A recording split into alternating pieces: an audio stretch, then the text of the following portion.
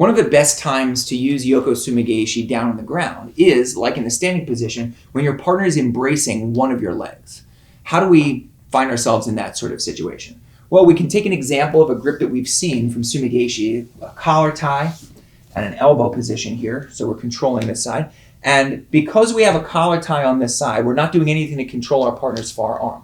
So a lot of times what will happen is your partner will take this far arm and they'll wrap it through in an effort to control your posted leg, this bent leg.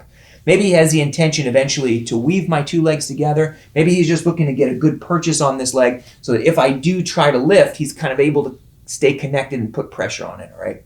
Once we get into this position, we see our partner's arm, just lift this hand for a second, poking through this space. This is a great time for us to look for Yoko Sumi Gaeshi.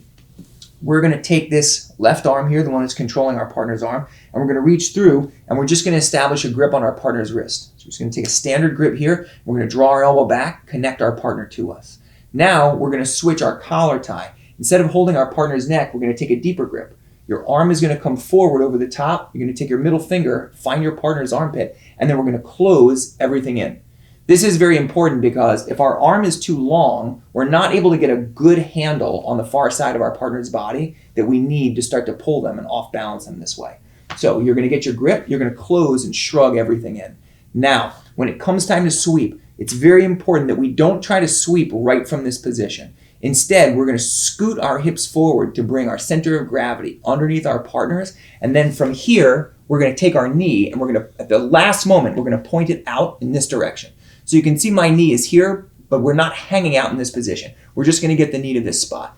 Now, we're going to rock back, keeping a rounded body. We're going to throw our body to the floor, use our right hand to pull, and that's going to draw our partner's hips up. We're going to take their hips up off of their heels, and we're going to end up in a position like this. Now, let's talk about the direction we're looking to take our partner.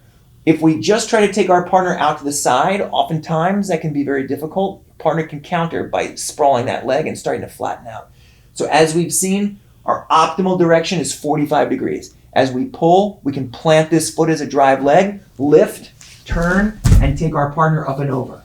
Now, when you land, you have your hand, you're still controlling your partner's wrist, but you don't have much control on your partner's opposite side. So just come scoot down this way a little bit, please. So when we land here, we're not going to let go of our partner's wrist. We're going to keep this grip, and then we're going to heist. So we're going to plant this foot on the floor. We're going to bring our hips up, and we're going to use our right shoulder as a crossface against our partner's jaw. So as we go here, we turn our partner's head away, and we're just going to tuck our left leg here. This is going to help us to trap our partner's arm. As they go to take it out, no problem. That gives us exactly what we wanted. Our partner's arm trapped up here. We're in a nice position to lock our hands. We can start to establish a strong attack position from the top of the cross side. So from a different angle here, we start in this case with a collar tie, and control of our partner's far arm. Our partner laces the arm through. This is the cue. As soon as we see this happening, we're going to take advantage by locking this arm in place. You take your left hand, gather up your partner's wrist, second arm comes through, you're going to gather up the far side, close everything nice and tight. Now we're going to scoot our body forward and allow our knee at the last moment to poke out in this direction. When we go, we're going to rock backwards, not directly out to the side, but rather out to a 45. With our left foot planted on the mat, we can use it as a drive. You can lift, take your partner through.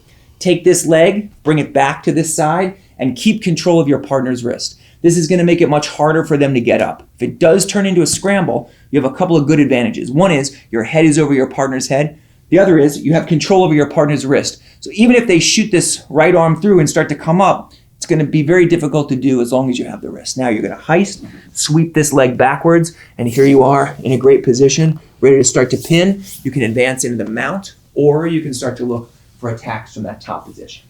So this is a very nice way of entering into Yoko Sumi Gaeshi. Here you have the single leg. Okay? Essentially your partner is doing the same thing on the ground as we saw them do in the standing position. Just have to make sure you get your mechanics correct, and your partner is going to go flying.